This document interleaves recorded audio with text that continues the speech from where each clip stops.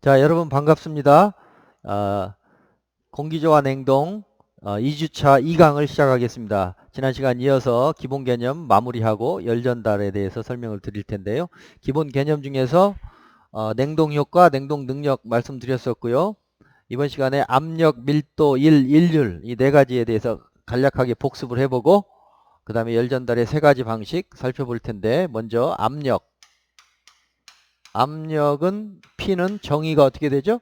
정의가 어느 면의 수직한 힘, normal force 이렇게 정의를 하죠. 그리고 단위가 뉴턴 퍼 미터 제곱 또는 줄여서 파스칼이라고 합니다. 그래서 압력에서는 많이 쓰는 압력은 압력 단위가 파스칼 말고도 이게 현장에서 많이 쓰는 압력 중에 이제 표준 대기압이 있어요. 표준 대기압.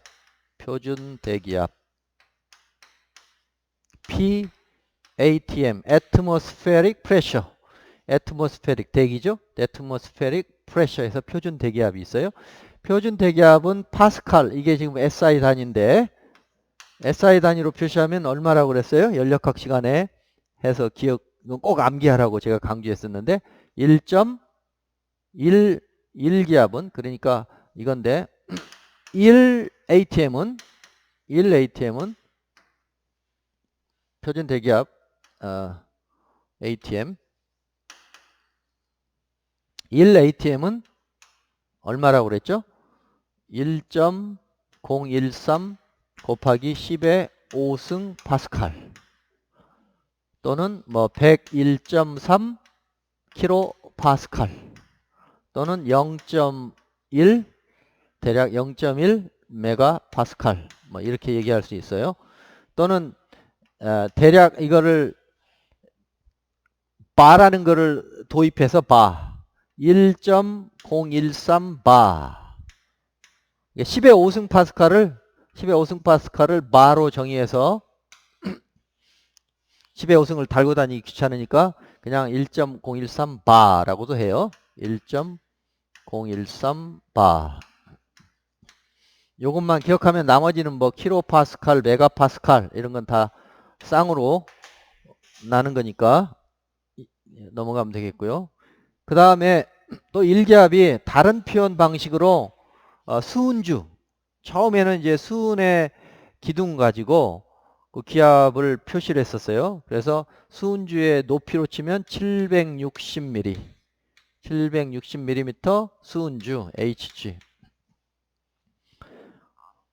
수은의 비중은 13.6인데 물기둥으로 하면 13.6배가 크겠죠. 그러면 이게 10m가 됩니다. 10.332m.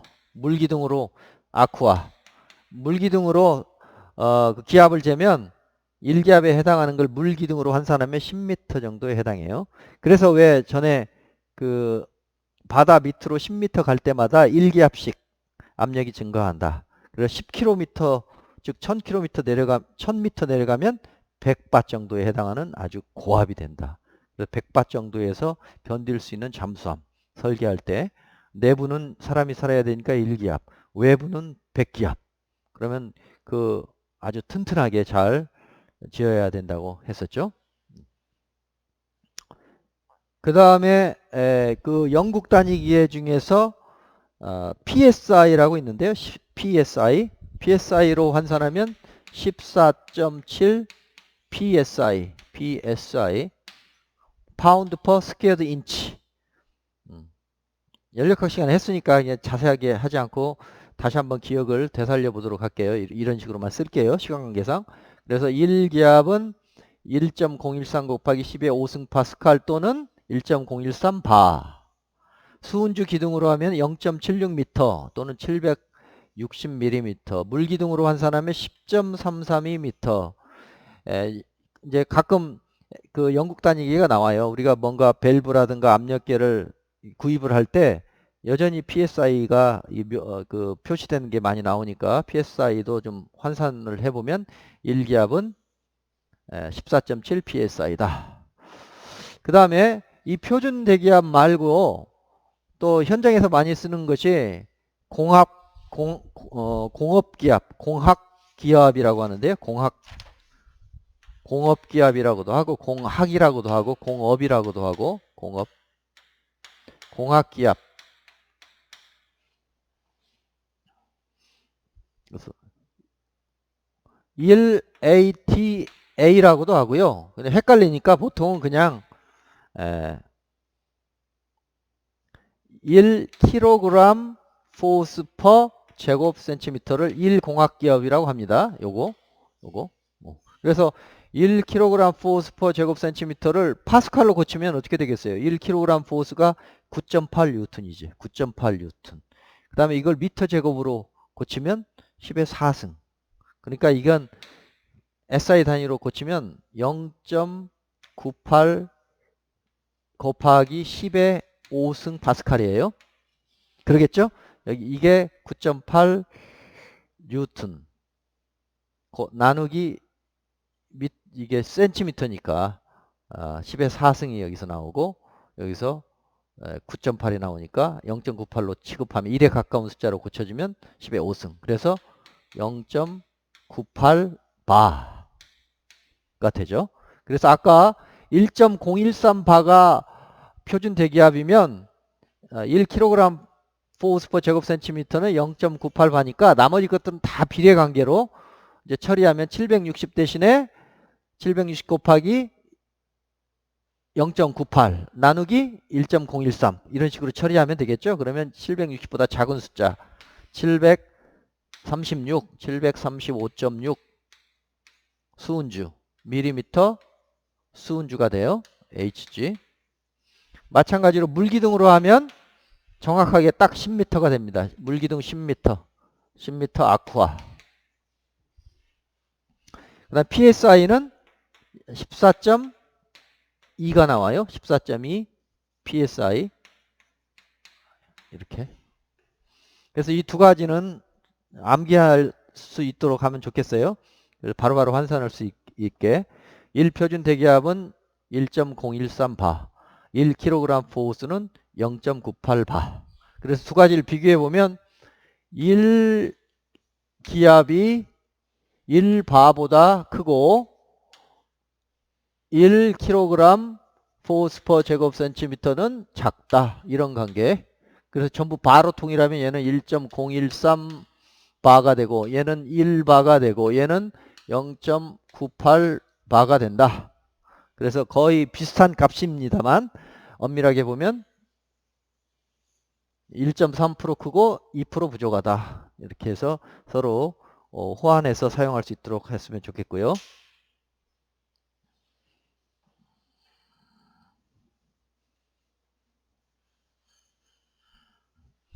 압력과 관련해서 게이지압과 진공압이 있어요. 게이지압, 진공압, 또 절대압, 게이지압과 절대압 이렇게 이제 쌍으로 기억을 하시고 진공압과 진공도 이렇게 쌍으로 이해하시면 좋겠는데 절대압은 절대 연기압 아무것도 없는 상태 절대 진공 여기가 절대 진공이 있다고 쳐봐요. 절대 진공 어느 용기 안에 아무것도 없도록 다 뽑아냈어요. 절대 진공 그럼 진공도가 100%란 뜻이에요. 100% 절대 진공을 기준으로 해서 임의의 압력 근데 절대 진공 기준으로 해서 대기압이라고 하면 그것보다 높으니까 이게 대기압이라고 해봐요. 대기압은 아까 뭐라고 했어요? 여기서 여기까지 압력이 1.013바라고 했죠. 1.013바 표준 대기압 날씨가 가장 좋을 아주 화창한 날 대기압을 측정하면 1.013바 정도 돼요. 근데 우리가 어떤 압력 용기가 있어서 압력 용기에 N2의 압력을 측정하니까 여기에 이제 다이얼이 있어서 측정해 보니까 여기가 2바가 나왔다. 2바. 게이지로 2바가 나왔다. 그러면 여기서부터 잰 거예요. 게이지압은 이 대기압 기준으로 해서 2바가 나왔다. 2바.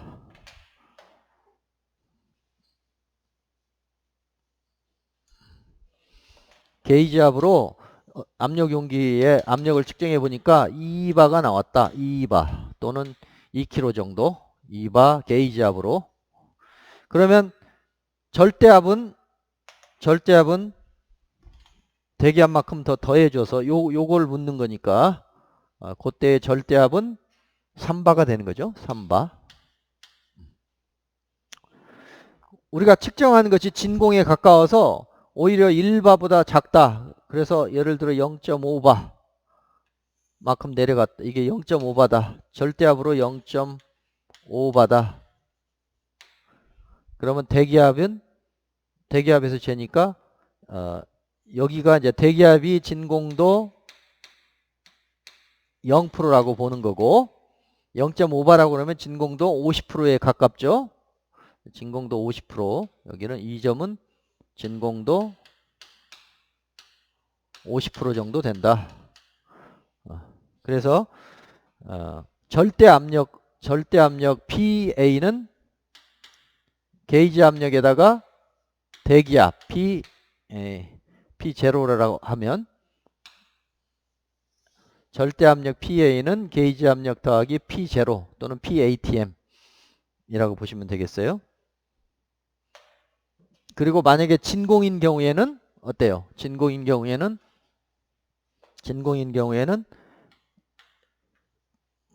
절대압력은 대기압에서 오히려 이제 진공압력, 이거 진공압력이라고 하면 얘는 진공압력,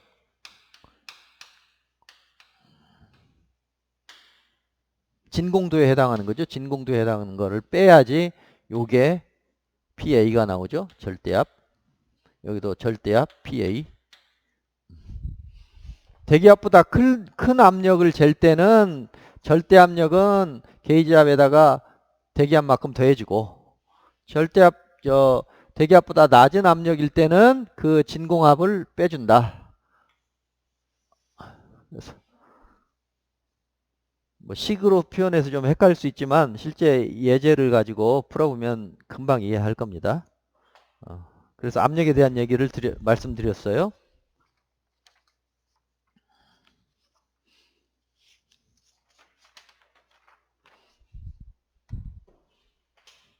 자, 그러면 압력에 대한 얘기는 이걸로 정리를 하고 기타 기본 개념에서 빠진 것만 한번 살펴보면은 밀도 1.4절과 1.4절에 밀도 나와요. 밀도는 다 아시죠? 부피분의 질량이고 그 다음에 비체적은 밀도의 역수죠. 비체적 스몰 v로 쓰면 스몰 v는 이제 밀도분의 1. 그 다음에 비중량이라는 게 있어요. 비중량 감마라고 쓰는데 감마는 로지죠. 밀도에다가 이 중력가속도 곱한 걸 비중량이라고 해요. 로지 이렇게.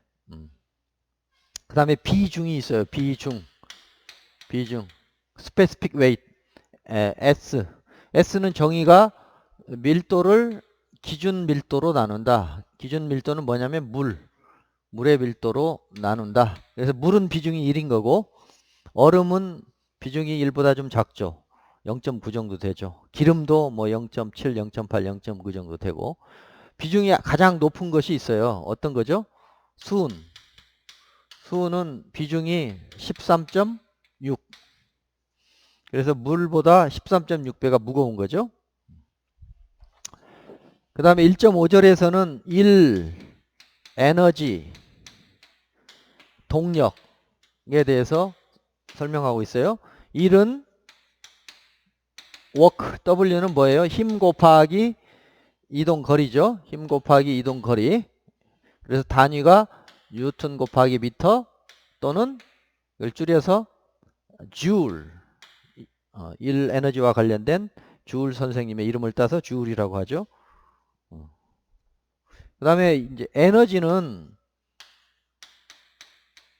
2라고 쓰고 이것도 단위가 줄인데 에너지도 따져 놓고 보면 다양한 에너지가 있는데 우리가 위치 에너지, 운동 에너지를 많이 언급을 하는데 그럴 때 위치 에너지는 포텐셜 에너지는 mgh, 운동 에너지, 카이네틱 에너지는 2분의 1 m v 제곱이죠. 그래서 이거 두 개 합한 거를 역학적 에너지라고 불러요. 또는 기계적 에너지, 미케니컬 에너지. 미케니컬 에너지는 포텐셜 에너지와 카이네틱 에너지의 합이다. 기계 에너지, 기계적 에너지 또는 역학적 에너지, 역학적 에너지. 좀 속도를 내다 보니까 글씨가 좀 갈게 쓰는 경향이 있는데. 그 다음에 세 번째, 일률. 일률 파워죠. 파워. 단위는 와트고요. 와트. 단위는 와트. 줄 퍼 세크 또는 와트. 또 마력이라는 단위도 있어요. 마력. 말 한 마리의 동력. 호스 파워, 마력 등등이 있어요. 1마력은 몇 와트인가요? 1 호스 파워는 몇 마력이죠? 1마력은 몇 와트죠? 745 와트예요. 또 마력을 독일식으로 해서 1ps로 쓸 때가 있는데 그때는 약간 다른 값으로 해서 735 와트로 쓰기도 합니다. 그래서 요 약간 다르지만 보통 우리는 HP로 쓰면 745 와트, PS로 쓰면 735 와트. 이렇게 마력의 두 가지 단위 기억을 해주시면 좋겠습니다. 여기까지 해서 이제 기본 개념을 말씀드렸고,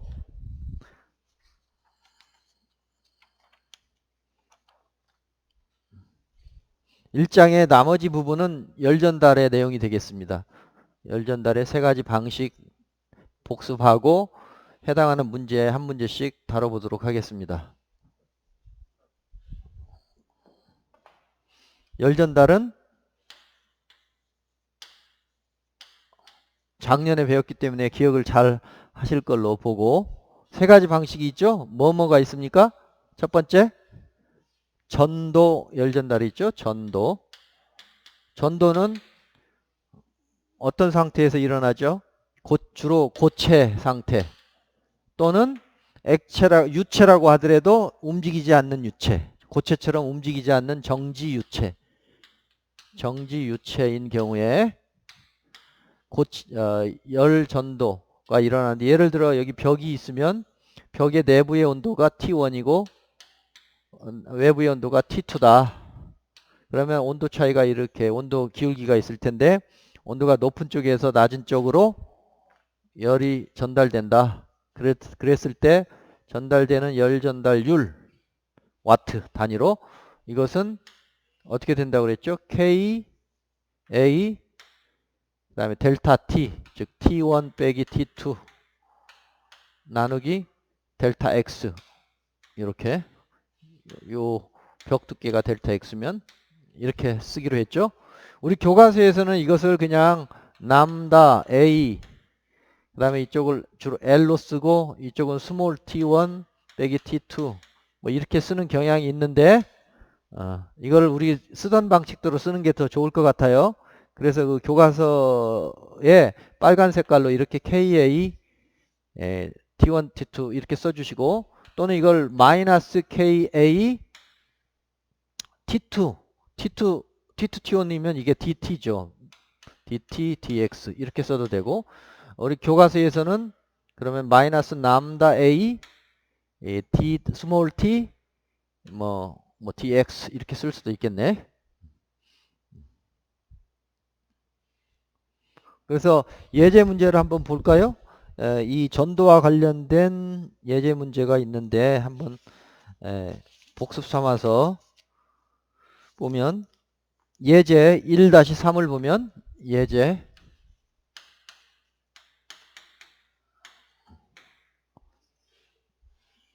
여기 벽이 있어요. 벽이 있고 벽의 두께가 델타 X가 우리 책에서는 L로 돼 있지만 제가 쓰던 대로 할게요. 델타 X가 15cm.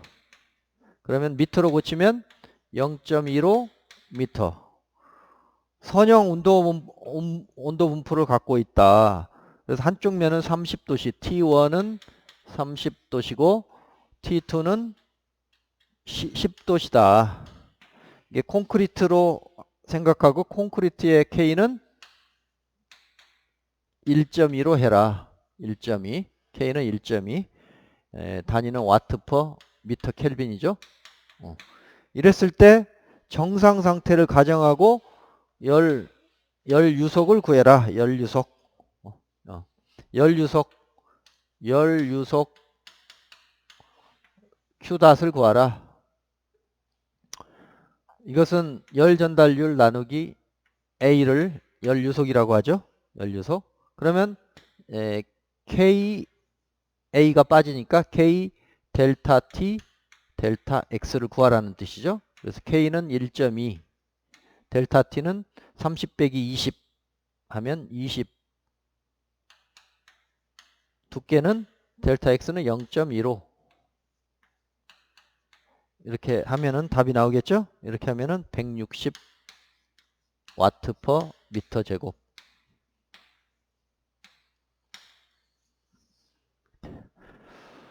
우리 책에서는 요 다트를 안 쓰고 그냥 Q로 썼는데 저는 좀 엄밀하게 하고 작년에 배웠던 방식대로 그대로 할게요. 연류속 Q닷은 160 와트 퍼 미터 제곱. 이 닷이라는 것은 시간으로 나눴다는 거니까 이게 와트 대신 주울 퍼 세크 시간이 들어가 있으니까 이렇게 써주는 게 더 일관성 있는 표기법이라고 생각하시면 되겠습니다. 그 다음에 대류.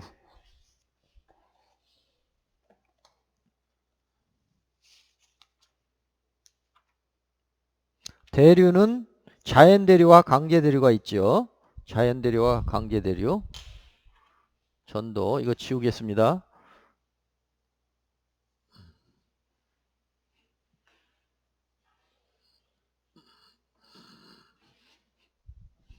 두 번째 대류. 대류는 자연대류와 강제대류가 있지만 어쨌든 현상으로 보면 똑같아요. 어떤 한쪽 그 고체 표면에 흐르는 유체가 있다. 그래서 움직이는 유체에 온도차가 있으면 여기에 이제 고체 표면 위에 움직여야 되겠죠. 고체가 그냥 혼자 떠서 갈 수는 없으니까 고체 표면 위에 유체가 흘러가면서 예를 들어 이 고체가 더 온도가 높다. TW라는 온도를 가지고 있는 뜨거운 철판에 차가운 공기가 흘러간다. TF. 그럼 이 두 온도 사이에서 열이 높은 쪽에서 낮은 쪽으로 빠져나가면서 휩쓸려 가겠죠. 이쪽으로. 그래서 열이 이렇게 빠져나갈 텐데 이때 빠져나가는 열 전달률 Q닷은 H 열 전달 개수 곱하기 열 전달 면적 이 표면적이 되겠네요. 그 다음에 온도 차이 TW 빼기 TF 이렇게 계산되죠. 이 H를 뭐라고 했죠? 대류 열 전달 개수.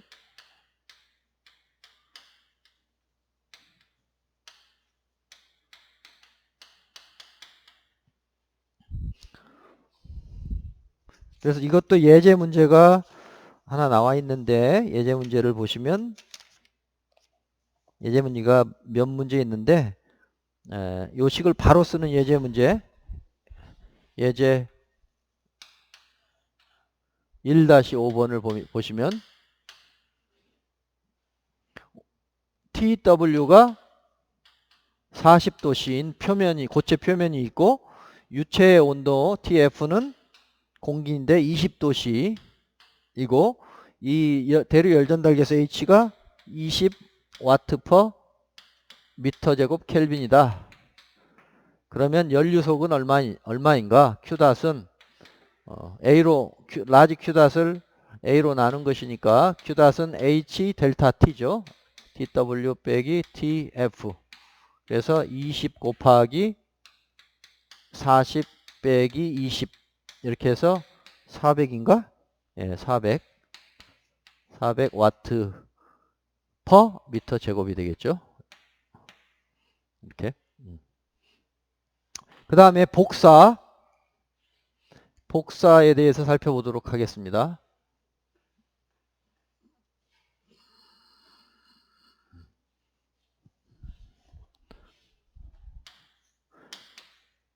복사는 온도 차이가 있으면 그 매개체가 있어도 되지만 매개체가 없을 때도 열이 전달되는 방식인데, 전자기파의 방식 또는 입자적 관점에서 보면은 광좌, 포톤, 광자의 입자가 직접 뜨거운 쪽에서 차가운 쪽으로 직접 온다. 예를 들어 여기 뜨거운 공이 T1이라는 공이 매달려 있다. 그리고 여기 벽의 온도는 T2다. 라고 하면, 그리고 이 뜨거운 공의 그 면적은 A1이라고 하면, 이 뜨거운 공에서 나오는, 표면에서 나오는 복사열이 이 차가운 벽면에 다 100% 도달한다고 가정하면, 그때 열 전달, 요 1에서 2로 가는 열 전달은 엡실론 시그마 A1의 T1의 4승 빼기 T2의 4승이 됩니다. 예. 그냥 얘가 T1 자체에서 나오는 열만 계산하면 이것이 되겠고, 그다음 이쪽 T2에서도 복사가 되니까 T2에서 나오는 것은 요게 되겠죠. 요 뒷것이 되겠지. 그래서 실제로 네트로 T1 쪽에서 T2로 가는 것은 이렇게 표현할 수가 있습니다. 그래서 이게 복사 열전달식이죠. 또는 스테판 볼츠만식.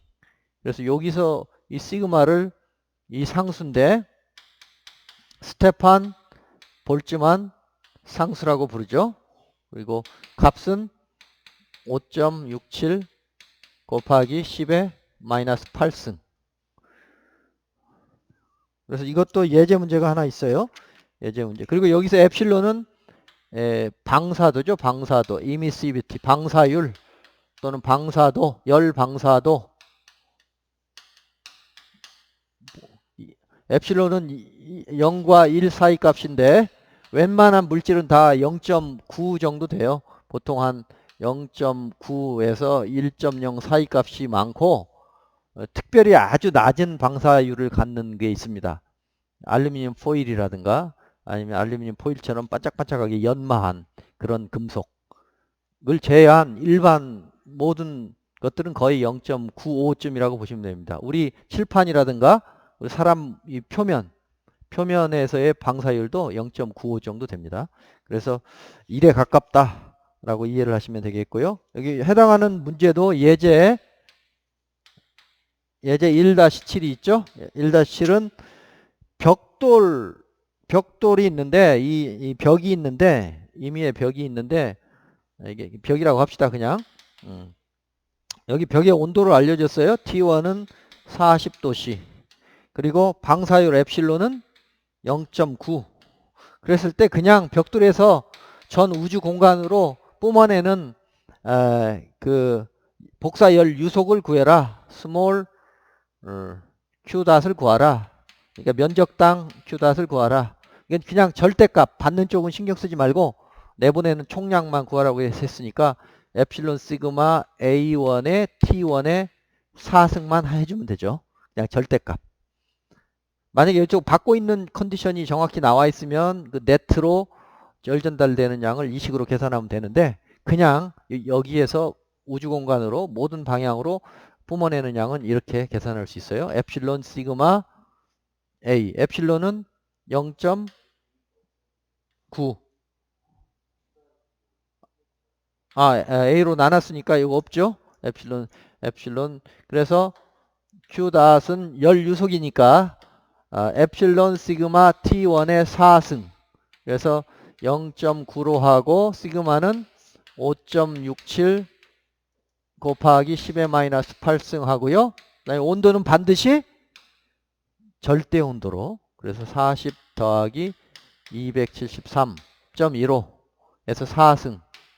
이렇게 해주면 489.5 단위는 와트 퍼 미터 제곱. 이렇게 나옵니다. 그래서 여기까지 해서 이제 1장을 다 마쳤습니다. 예제 문제 안 풀어본 문제가 좀 있는데 그것은 여러분 각자가 노트 정리를 하셨으면 좋겠고, 이제 다음 시간부터는 이제 냉동의 원리와 방법에서 본격적으로 냉동으로 들어가도록 하겠습니다.